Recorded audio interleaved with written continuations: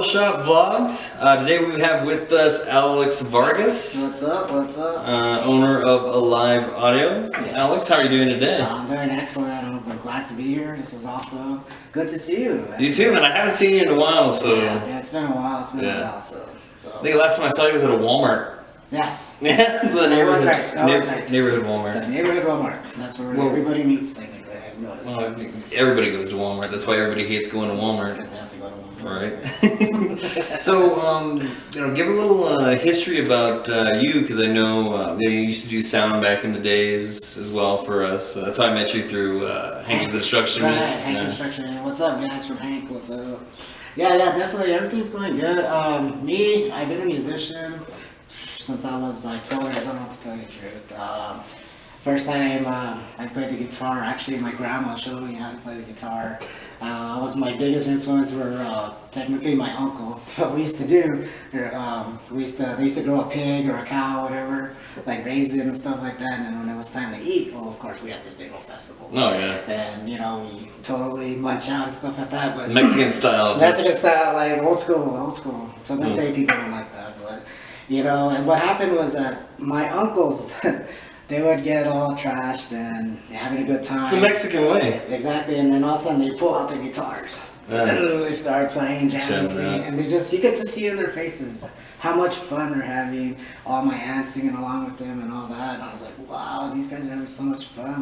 Like what is it about them, gathering together for guitar and singing these songs? That's awesome. So one day I woke up one day and I asked my grandma. I want to learn to play guitar like my uncle. Yeah. He's like, well, get the guitar behind the closet. I'm yeah. Like, what do you mean guitar behind the closet? I was like, what?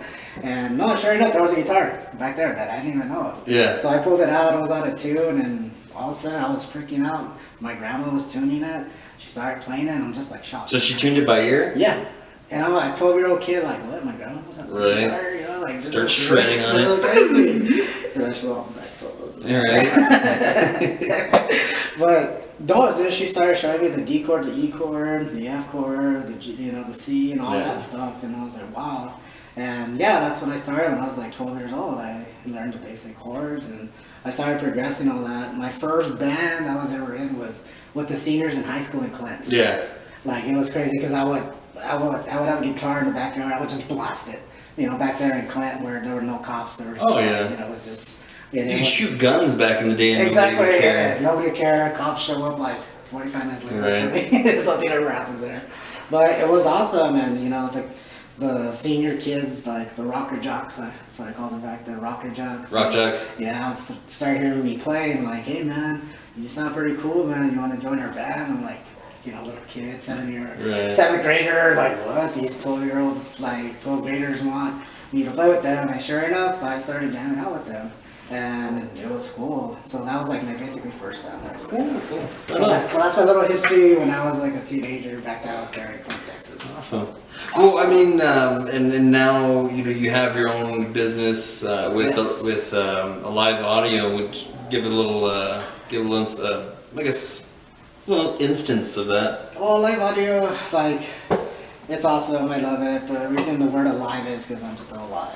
Yeah. Music always keeps people alive as well. So it's figurative as well as clever. And because we all feel music. We all when we're down, there's always that song to cheer us up, or that song just to get through the emotions of what's going on in your life, or make you feel more down. Or exactly. Sympathize. Yeah, and music is always alive, and that's what we try to bring everybody happiness. Right. To what we want to do. Awesome. So. All right, and I know you've been part of the scene for like 20 plus years, yes, right? You've been in it for a long time. Yeah, I've been around for a long time. What have you seen, or what have you noticed, within like the changes, I guess, through the years, I guess, promotion-wise, show-wise, sound-wise? Oh, a lot has changed. Yeah. A lot has changed. I mean, the scene I grew up in was nothing but unity. Yeah. It was open arms. Everybody was welcome to play. I mean, the band I was in, we were called the Consultants. We played out there in Clint. And we never really played El Paso. What we did was we used to party out there in Montana Vista. And it was cool because there was like one dirt road that goes off the landfill. Then you hit Agua Dulce, and when you hit Agua Dulce, then there's a long stretch out there too. Right. It was just dirt road, and we just, in our car for equipment. Yeah, we're gonna go party, and we're hitting all these bumps. Sometimes we get stuck on the road. It depends. So hear the reverb springs just. And then you just put it down. Does it work? Yes, it works. It works. Let's party. Right. So, and we finally took a tour to El Paso. You know what I mean? We took that long trip Right. to El Paso because back then it was one way in, one way out from Clint to El Paso, and no man, they opened us with open arms. Yeah. Like it was crazy, and just the people there, just the unity, just everybody there. Everybody there was there to support the music and be part of the scene. You know what I mean? And that was the most important thing, was about the music. So that's why everything was open arms with that. During the years that have gone by, of course, after Dragon, I mean, I saw them plenty of times. Yeah. You know what I mean? And we all went out there to support them and stuff, and, congrats to them. They made it. It was like a regular band that like made it. Made it out of nowhere, Underdog story. Exactly. So, good, proud for them. I'm proud for them, and hopefully there's more that would come out in the scene, so.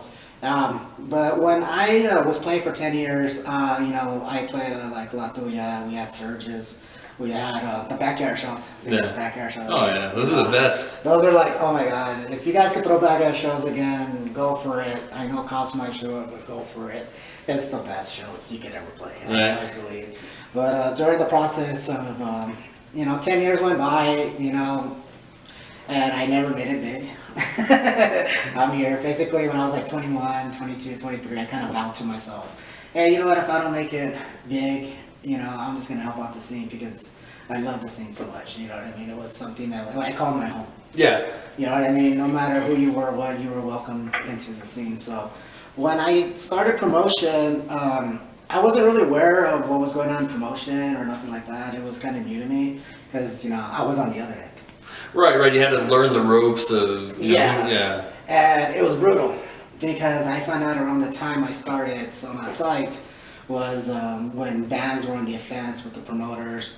A lot of issues were showing up like that, and I was like, wow, I know I vowed to myself I want to do this. Do I really want to do this? So, we're watching the X Games, and the announcer said he's so not psyched to do the trick, but he's gonna do it anyways.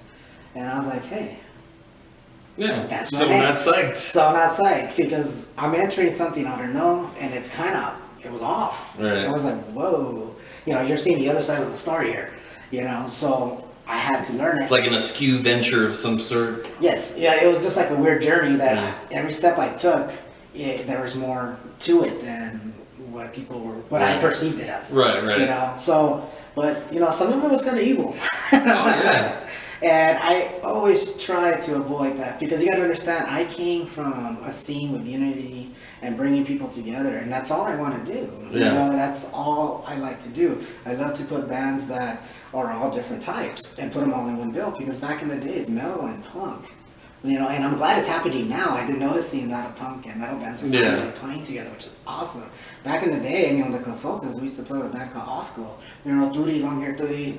Bass player. Yeah. And with Osco, and then you had other metal bands, and we had the Consultants playing for a metal show. Yeah. But they were open armed, as the scene was. Yeah, I think one of the things that came with it too is that all the subgenres like came in. So you don't just have metal and punk. Now you have like crust punk. Yes. And then you have like math metal. And it's just like two completely, opposite sides of the spectrum, and you're just like, why are they in the same show? You know what I mean? And I've noticed that too. That's another big thing that's changed, is the names. Yeah. Back then it was punk, thrash, speed metal, rock, classic rock.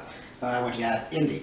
But now you have different varieties, so that is a change. It's like exponentially growing with subgenres. You add a keyboard to something, automatically, boom. It changes it's the style. Completely different style, yeah. Exactly. So a lot of things have changed throughout the process that I've seen, and what I try to do in my business is to bring back that unity. Yeah. Bring back that love for the music, you know what I mean? Because as I said, back then it was about the music. and being part of the scene. You know, I mean, it's kind of opposite. You gotta understand is that because as long as we support the music that's being developed here in El Paso, we can always be part of the scene. We won't be forced into the scene. We can be part of it. Yeah, I mean, music is harmony, and you have to work in harmony to be able to move forward and progress. So. Exactly. I get you. That's my point of view. But that's my history. I've been around for 20 years plus. I jammed out for 10 years, and now I'm going on 9 years. So I'm almost at the 10-10 mark, and then from there, it's nothing gonna be but goodness and humbleness and bringing people together. Cool. Wish the best on that too. Cool. I appreciate that. All right, and as far as the services that you offer, as far as the scope of services or different events, say like the 420 Fest that's coming up, 420 give us a little information on that. 420 Fest, you all need to go. It's gonna be awesome. Basically, 420 Fest started off, as for fun. Everybody knows what 420 means. Oh yeah. First time we had it downtown actually, hidden from the city. We had it actually with the parking. You know where the parking lot was at? Yeah. Okay, you know that parking lot right in the back? Yeah. Yeah, we fested off and we had our first 420 Fest back there. Small area too. Yeah, small area, but it happened, you know what I mean? So there's a bunch of people hanging out, it's all good. Yeah, so I started off 420 as like any other show, just like a theme, like, hey, let's throw a 420. Everybody else is throwing 420s in different countries, or countries and states or whatever, It's always 420 somewhere. Exactly, always, even right now. We'll be back. Right. But no, it's basically what I noticed is that every year I was noticing, even with the public eye, with the news, with the legalization, with people trying to fight, I was thinking, wow, like I started a foundation. Right. Like I'm building a new foundation because I already have the event already, gonna have it every year. Right. Now let's use this event to help people be aware that marijuana is useful. Back in the days, I know there's a stigma that it's a class 1 or scheduled drug, and now it's like they're trying to lower it down because it's in the same schedule as heroin and cocaine. Yeah. Which is not true. Not at all. And we all know it, but we are brainwashed by what the government has told us about that. Right. So I want to use 420 as a tool to educate people, let everybody know, let people know, like it's just a celebration, just like you would go to any other festivals here in El Paso. Right, they have beer fests. Yes, they have beer fests, but that's okay. Right. But when you touch, it's all having a 420 fest. Oh my God, red flag. Let's do. It's like, you know what? You guys have it all wrong. You'd rather have a bunch of drunk people on the street than having people that could, to drive much better. Or just stay at home and just chill, eat ice cream all day or something. Right. So that's basically what that's what 420 is also. I'm just building foundations. Technically, that's what I look at now is when I plant a seed. I'm just wanting to grow. And I heard that you're actually working with the Reynolds home as well, right? That's a blessing that I get to help at. Once I started promotion, my main goal was I want to help. I want to help the community. So what happened was I was trying to help, the community, but I think what I noticed is that there was already a lot of things already taken, like the Lincoln Park. Right. That's somebody else is already taking care of that. Other things, they're already all taken. And I was like, I want to help people. You want a cause. I want a cause to help, and then I found out that, hey, these nonprofit organizations haven't been helped in a way that we could bring music to help them, help them raise money, and as well bring the local scene to hear, to be played in front of a broader audience. Right. Because bands, they're kind of stuck where they're playing at right now. Yeah. They are. They have their venues, their homes. Exactly, and it's like they can't branch out of these spots, and it's like with me, I'm looking around El Paso, like, what's going on here? What's this field? Right. Who's the owner of that? What's going on here? What ideas can we have? What can we do to bring the El Paso scene out of those. So don't get me wrong, it's nothing wrong that they're playing at these places, nothing wrong at all. It's just I think they should be a little bit more. Well, I mean, yeah, the more exposure you have, the better for the bands, and if they can help somebody at the same time, all the blessings. Yeah, all the better. So that's basically what I'm doing as promotion wise, is I'm just trying to build foundations to bring El Paso music out of its norm and be introduced to a broader audience. Because the 420 Fest, we're gonna have people that never ever gone to shows before. Right. And then they're just going to come to a festival, because those are the people that don't normally go to shows, they go to festivals. Yeah. And we need to get the El Paso scene out there. Right. And get them into a broader audience, a bigger audience. Get out there, El Paso scene. Get out there, hit me up, I'll help you as much as I can. Whatever events I come out, hit me up, please. But that's what I want to do as promotion. As for sound, sound is sound. That's my business. That's my main business. That's basically your baby. That's my baby. That's what I take care of. Yeah. First time I did sound was at La Tuya. And Justin from the ranch, Sonic Ranch. Yeah. He kind of taught me a little bit. Actually, he just told me, all right, don't move this, move this, move this, and then watch out for this and this. Yeah. And I'm here like, huh? Yeah, okay. So here I am at La Tuya doing sounds for all these out-of-town bands coming in, and that's when I first touched the board, and I'm just humbled. So I was recording for 4 years prior to when I finally got into the sound system. So I already knew compressions, I already knew limiters, I already knew EQing. Yeah. So it just fell in my hands. Right. And that's why I feel like I've learned so much through recording. The live sound, all you gotta do is be a little bit more faster. Right, because it's live. Yeah, you can't loop it. You can't say it all like. Did you hear that? Right. Did you hear that? Hold on, I gotta play it again. Oh, come on. With live sound, you're like, where's that feedback coming from? Right. You gotta run and get around, like, where's it? All right, cool, cut it. Right. Cool, live stream. You guys okay? Monitors okay? Everything? You're on the go. That's a big difference. That's a big difference, but I'm happy to where I progressed and stuff like that. And there's nothing but love from me to the whole Paso scene. And that's all I want to do is just basically unite everybody. Cool. I know it's hard. Yeah. But especially, I'm not giving up. Yeah, especially in this day and age, but, at least you're trying. Yes. And I guess that's all that matters. Yes, as I said, I'm just building foundations, and I just need people to help it grow, and it's going to be awesome. Awesome. Cool. All right, as far as people, reaching out to you to get you for any events or any nonprofit organizations, any kind of festivals, anything like that, for your sound and services, what's the best way to reach you social media wise? You can email me at aliveaudio915@gmail.com. You can also look Facebook at Alive Audio. Throw me a message. My name is Alex Vargas. Be my friend. I still got room for more friends. I think I'm already at 3,000 something, close to 4,000. I think 5 they cut it or something. Yeah. That's how you can mail me. Non-profit organizations, if you guys need help for sound, as long as you're a 501c3, I could totally help you out on some discount, of course, or even some free service as well. Bands, you want to get a hold of me, send me an email, send you my rates for my sound and all that. Also, bands, if you guys want to be part of my shows or what I do and get you out to a broader audience and a bigger, not a bigger crowd, but you know what I'm saying, just a nice crowd. Give me a call. We'll work something out, get you guys out there and promote you guys. So thank you so much.